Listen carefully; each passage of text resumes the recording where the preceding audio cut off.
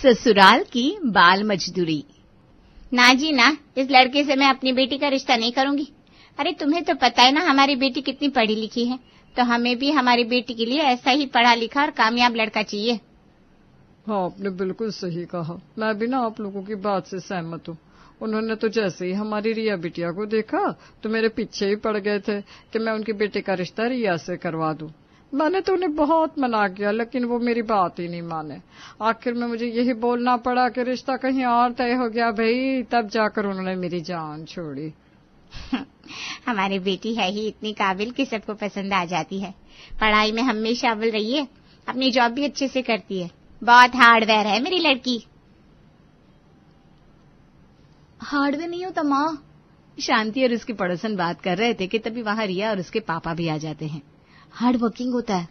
अरे हाँ हाँ, जो भी हो तुम समझ गई ना।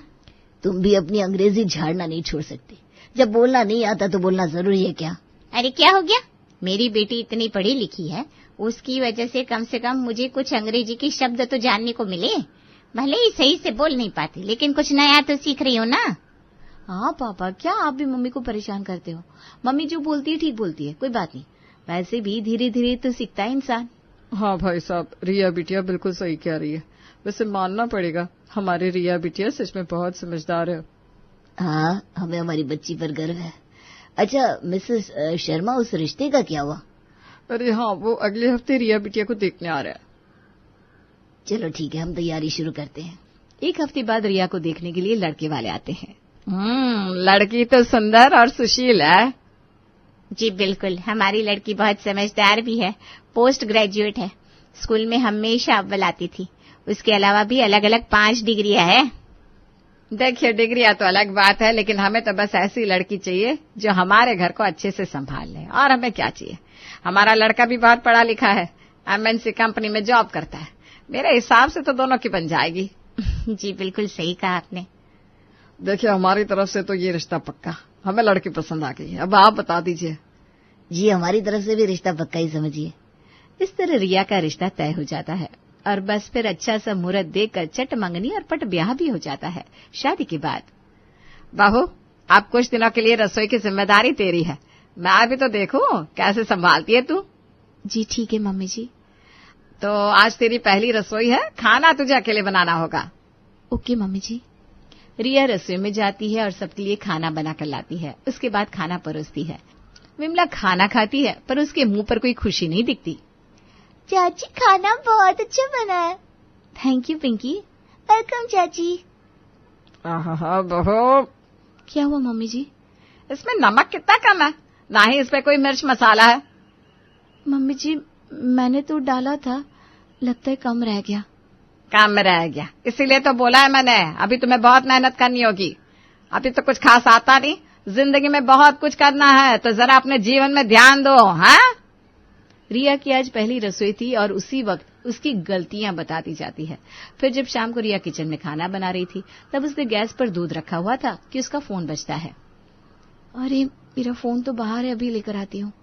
रिया फोन लेने बाहर जाती है, तब तक पतीले से दूध उबलकर बाहर आ जाता है। रिया जल्दी से आकर गैस बंद करती है। ओह नो, दूध तो निकल गया। ऐसी लापरवाही करोगे तो दूध निकलना ही था। तभी विमला वहां आ जाती है। जब तुम्हें पता है तुम एक काम कर रही हो, तो उस समय तुम्हें उस काम को छोड़कर जाना जरूरी था क्या? तुम्हारा फोन इतना जरूरी था कि तुम इस तरह गैस चालू छोड़कर चली गई? माफ करना मम्मी जी, मुझे पता नहीं था कि ऐसा हो जाएगा। मुझे लगा बस 1 मिनट की बात है, लेकिन सब बहुत जल्दी हो गया। जीवन में 1 मिनट क्या, 1-1 सेकंड भी बहुत कीमती होती है। यह घर गृहस्थी है, इसे संभालना कोई सबके बस की बात ना है। इसे बहुत ही ध्यान और समझदारी से संभाला जाता है। उम्मीद करती हूँ आगे से अपने सभी कामों पर ध्यान दोगी। जी जी बिल्कुल ध्यान दूंगी। विमला रिया को सुनाकर वहां से चली जाती है। रिया को बहुत बुरा लगता है, लेकिन वो कर भी क्या सकती थी। रिया का आज ससुराल में पहला ही दिन था और पहले ही दिन उसे छोटी छोटी बातों पर टोक दिया जाता है और उसकी गलतियां गिनवा दी जाती है। विमला रिया के रात के बने खाने में भी कमियां निकालती हैं। तुम बिल्कुल नहीं हो, अभी तुम्हें बहुत कुछ सीखना पड़ेगा। आज से रसोई की सारी जिम्मेदारी तुम्हारी। अब से रसोई का काम अकेले ही करोगी। लेकिन क्या? विमला जी तो रिया की बात सुने बिना ही वहां से चली गई। तुम चिंता मत करो रिया, समय के साथ सब ठीक हो जाएगा। मम्मी जी ना थोड़ा सख्त मिजाज की हैं। शुरुआत में तो हमें थोड़ा समझौता करना ही पड़ता है, लेकिन तुम कुछ दिन मम्मी जी के हिसाब से काम करोगी ना तो वो बिल्कुल ठीक हो जाएंगी। ठीक है दीदी। अगले कुछ दिनों तक रसोई का सारा काम रिया ही संभालती है। रिया सभी कामों को सही से करने की कोशिश करती है, लेकिन तब भी विमला कोई ना कोई कमी निकाल ही देती थी। जैसे कुछ दिन बाद जब रिया घर की साफ सफाई कर रही थी तो विमला उसे अपने पास बुलाती है। आज घर की साफ सफाई तुमने की थी क्या? जी मम्मी जी। देखो इन किताबों पर कितनी धूल मिट्टी है, तुम्हारा ध्यान कहाँ रहता है? तुम ठीक से घर का एक काम नहीं कर सकती? अरे आखिर करना ही क्या होता है, थोड़ा सा ही तो काम है। मम्मी जी गलती से रह गया होगा, मैं भी दोबारा साफ कर देती हूँ। ये सही है, पहले ढंग से काम करो ही ना, फिर कोई बोले तो कह दो गलती से हो गया। हमेशा बस यही बहाना लगा दो। अरे इससे अच्छा यह नहीं कि पहले ही ढंग से काम कर लिया जाए ताकि किसी को टोकने की जरूरत ही ना पड़े। विमला फिर से रिया को सुनाकर वहां से चली जाती है। मुझे नहीं लगता ऐसे सब ठीक होगा, मुझे दोबारा जॉब पर जाना स्टार्ट कर देना चाहिए। मैंने वैसे भी बस 1 ही महीने का ऑफ लिया था, वो भी अब पूरा हो गया है। मैं कल ही इस बारे में बात करूंगी। अगले दिन रिया विमला से जॉब के बारे में बात करती है। जॉब? अरे तुम्हें जॉब क्यों करनी है? मम्मी जी मैंने जॉब करने के लिए ही इतनी मेहनत की है और इतनी पढ़ाई की है।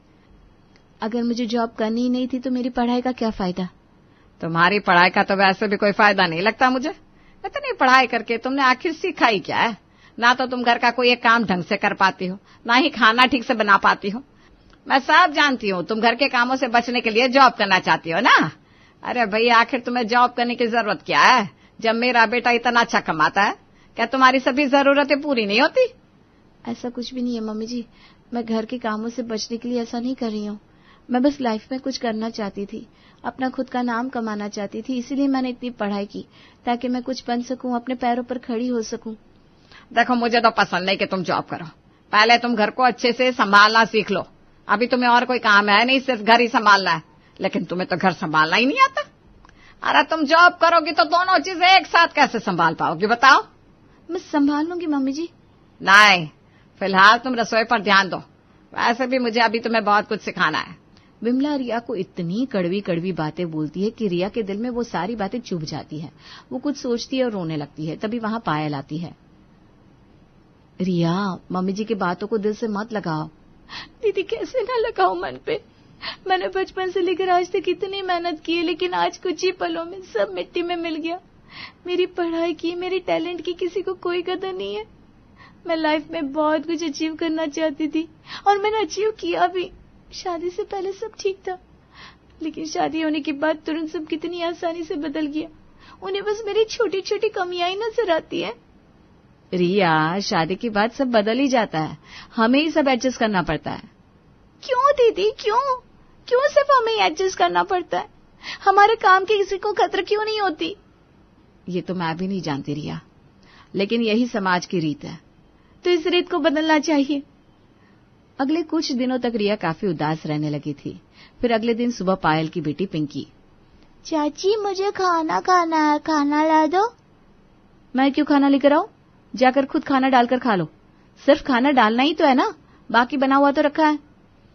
रिया को ऐसे बातें करते देख पिंकी काफी हैरान रह जाती है। ठीक है चाची, मैं ले लेती हूँ। पिंकी खाना डालकर खाने लगती है और खाना खाने के बाद रिया उससे कहती है, अब इन बर्तनों को सिंक पे ऐसे ही मत छोड़ देना, इन्हें साथ साथ धोकर रख देना। ठीक है चाची। पिंकी बर्तन लेकर रसोई में जाती है, उन्हें धोकर रख देती है। फिर शाम को, पिंकी मैं खाना बना रही हूँ, तुम मेरे साथ रसोई में चलो, सबको खाना परोस दो।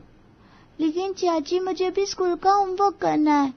तो बाद में कर लेना, होमवर्क ही तो है, कौन सा बड़ी तोप है जो बाद में नहीं होगा। अभी पहले जो काम जरूरी है वो करो, मेरे साथ किचन में चलो। ठीक है चाची, चलिए।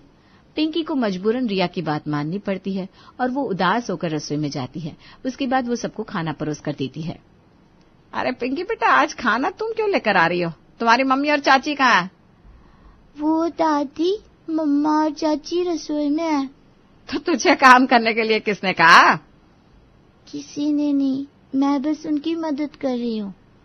हाँ तो वो दोनों रसोई में है तो तू क्यों खाना लेकर आ रही है? तुझे काम करने की कोई जरूरत नहीं है, आजा मेरे साथ बैठकर खाना खा ले। कोई बात नहीं दादी, पहले मैं सबको खाना दे देती हूँ, उसके बाद खा लूंगी। अरे कोई बात नहीं बेटा, तू अभी बैठ जा, सब काम तेरी मम्मी और चाची संभालेंगे। पिंकी खाना खाने बैठ जाती है। तब सभी खाना खाते हैं और सो जाते हैं। अगले दिन, पिंकी आ गई स्कूल से? हाँ चाची। चलो अच्छा, बिल्कुल सही समय पर आई हो। मैं ना घर की साफ सफाई कर रही थी, बहुत काम बाकी है। अब तुम भी जल्दी से कपड़े बदलकर मेरे साथ काम में थोड़ा हाथ बंटवा दो। चाची अभी? हाँ अभी। लेकिन अभी तो मैं स्कूल से आई हूँ, बहुत थक गई हूँ। पर मुझे ट्यूशन भी जाना है, होमवर्क भी करना है। हाँ तो बेटा ये सब बाद में होता रहेगा, पढ़ाई का क्या है, पढ़ाई तो होती रहती है। लेकिन अब तो बड़ी हो रही है, तुझे भी तो ये सारे काम आने चाहिए ना। ये सब कल को तेरे ही काम आएगा। मैं तेरे भले के लिए तो कह रही हूँ, इसलिए चल जल्दी से आजा, कपड़े बदल कर फिर मेरे साथ काम करवा। पिंकी को मजबूरन रिया की बात माननी पड़ती है और उसके बाद वो घर की साफ सफाई में उसकी मदद करवाती है। इस तरह रिया अक्सर पिंकी से घर के बहुत से काम करवाने लगी थी, जिसकी वजह से पिंकी को पढ़ने के लिए टाइम ही नहीं मिलता था। इसी वजह से उसके मार्क्स भी कम आ रहे थे। अरे बेटा क्या बात है, आजकल तुम्हारा पढ़ाई में बिल्कुल ध्यान नहीं, तुम्हारे मार्क्स इतने कम क्यों आ रहे हैं? वो पापा, मैं ना पापा। क्या पापा पापा लगा रखा है, आगे भी तो कुछ बोलो। अरे अब छोड़, जाने भी दे, क्यों इसे इतना डांट रहा है? थोड़े से तो नंबर कम लाए, इसमें भला इतना क्या ही हो गया? माँ बात यहाँ कम ज्यादा की नहीं है, मैं पिंकी से इसलिए पूछ रहा हूँ क्योंकि ये पढ़ाई में बहुत अच्छी थी, लेकिन अब अचानक से इसके नंबर इतने कम आने लगे हैं, तो जरूर कुछ तो बात है। मैं बस वही जानने की कोशिश कर रहा था। अरे कोई बात नहीं है, बिना वजह मेरी लाडली पोती को डांटने की कोई जरूरत नहीं है। जो भी बात है मैं बाद में अपने आप इससे पूछ लूंगी। फिलहाल तू जा यहाँ से। ठीक है माँ, जैसा तुम्हें सही लगे, लेकिन तुमने इसे बहुत सर पर चढ़ा रखा है, तुम्हारे लाड़ प्यार ने इसे बिगाड़ रखा है, इसीलिए इसने पढ़ना बंद कर दिया, क्योंकि इसे पता है कि दादी इसे बचा लेगी। चुप कर, बिना कुछ सोचे समझे मेरी पोती को कुछ भी कहने की जरूरत नहीं है। पिंकी विमला की बहुत लाडली थी। विमला के रहते पिंकी को घर में कोई कुछ नहीं कह सकता था। कुछ दिन बाद, अरे पिंकी चल, आज मैं तुझे कुछ अलग सिखाती हूँ। क्या चाची? अब से मैं तुम्हें खाना बनाना सिखाऊंगी। क्या? हाँ, अच्छा आइडिया है ना? रिया और पिंकी की ये बात विमला सुन लेती है और वहां आकर कहती है, क्या कहा? तो पिंकी से अब खाना बनवाएगी? हाँ मम्मी जी, इसमें इतना हैरान होने वाली क्या बात है? तुम मुझसे पूछ रही है हैरान होने वाली क्या बात है? अरे पिंकी अभी कितनी छोटी है, इसकी उम्र है कि ये सारे काम करने की? अभी तो इसकी पढ़ने लिखने और खेलने कूदने की उम्र है। हाँ मम्मी जी, मैंने कब कहा पिंकी की खेलने कूदने की उम्र नहीं है, लेकिन अब अगर उन कामों के साथ वो घर के भी कुछ काम सीख जाएगी तो क्या ही हो जाएगा? क्या हो जाएगा? बहुत कुछ हो जाएगा। मेरी पोती पढ़ाई में पीछे रह जाएगी। और वैसे भी मैं पिछले कई दिनों से देख रही हूँ तो पिंकी से बहुत काम करवा रही है। मैंने तुझे कितनी बार मना किया है कि पिंकी से एक भी काम नहीं करवाना, लेकिन तू नहीं मानी, और अब तू इसे रसोई के कामों में भी नहीं बख्श रही। हाँ मम्मी जी, क्योंकि कल को वैसे भी ये सब काम पिंकी के भविष्य में काम ही आएंगे। अगर इसने अब से पहले ये काम नहीं सीखे तो इसे बहुत से ताने सुनने होंगे। और रही बात पढ़ाई की, तो पढ़ाई इसके आगे क्या ही काम आने वाली है, आगे तो ये सारे काम ही आएंगे ना, तो इससे अच्छा पढ़ाई में इतने पैसे क्यों बर्बाद करने? देख बहू, अब तेरा बहुत हो गया, बहुत बोल लिया तूने। हमारे पैसे है, तुझे क्या? तू होती कौन है इसकी पढ़ाई लिखाई के बारे में फैसला करने वाली? अरे मेरी पोती है ये, कल को पढ़ लिख कर सबका नाम रोशन करेगी, अपने पैरों पर खड़ी होगी। मैं नहीं चाहती कल को इसे किसी और पर निर्भर होना पड़े। घर के कामों के लिए तुम हो तो इसे बेवजह परेशान मत करो। इस घर की बेटी काम नहीं करेगी, घर के काम के लिए तुम बहुएं हो ना। वाह मम्मी जी वाह, आपकी बातों की तो दाद देनी होगी। क्या मतलब है तेरा? क्या कल को पिंकी बड़ी होकर किसी के घर की बहू नहीं बनेगी? हाँ तो? क्योंकि आगे जाकर तो इसके पास चाहे कितनी ही डिग्रियां क्यों ना हो, लेकिन इसकी डिग्रियों को, इसके टैलेंट को कोई नहीं पूछेगा। तब यही कहेंगे आज तूने अच्छे से साफ सफाई नहीं की, आज सब्जी में नमक कम है, यहाँ तक कि आगे जाकर इसे नौकरी करने के लिए भी मना कर दिया जाएगा। तो फिर क्यों ही लड़की को इतना पढ़ाना? मैं भी तो कभी एक लड़की थी और आज इस घर की बहू हूँ, लेकिन मेरे काम की किसी को कदर नहीं हुई। आप जैसे पिंकी को पढ़ाने लिखाना चाहती है ताकि उसे किसी पर निर्भर ना होना पड़े और उसका भविष्य बने। मैंने भी वही सोचकर पढ़ाई की थी, लेकिन आज मेरा हाल देखिए। मैं भी तो बेटी से बहू बनी हूँ, मैं भी तो कभी पिंकी की तरह थी। मम्मी जी, रिया की सारी बातें बिल्कुल सही हैं। हाँ माँ, जब से रिया घर में आई है तुमने उसके साथ बहुत रूखा व्यवहार किया है। रिया की सभी बातें अच्छे से सुनने और समझने के बाद विमला को अपनी गलती का एहसास हो जाता है। तूने बिल्कुल सही कहा बेटा, मैंने तेरे साथ बिल्कुल अच्छा नहीं किया, मैंने बहुत गलत किया, मुझे ऐसा नहीं करना चाहिए था। मैंने तेरे काम की बिल्कुल भी कदर नहीं की और तुझे बहुत ताने भी सुनाए। मुझे माफ कर दे बेटा। कोई बात नहीं मम्मी जी, आप मुझसे बड़ी हैं, आप मुझसे माफी मत मांगिए। मैं पिंकी से काम नहीं करवाना चाहती, मैं बस आपको ये एहसास दिलवाना चाहती थी कि मुझे कैसा महसूस होता था। हाँ बेटा, मैं समझ गई, लेकिन अब से मैं ऐसा नहीं करूंगी। तेरा जो मन है तू कर सकती है। तुझे बाहर जाकर जॉब करनी है या वर्क फ्रॉम होम करना है, सब तेरी मर्जी है। चलो, फाइनली मम्मी जी तो मान गई। मैंने कहा था ना दीदी, मैं इतनी आसानी से हार नहीं मानूंगी। बिल्कुल सच कहा था तुमने।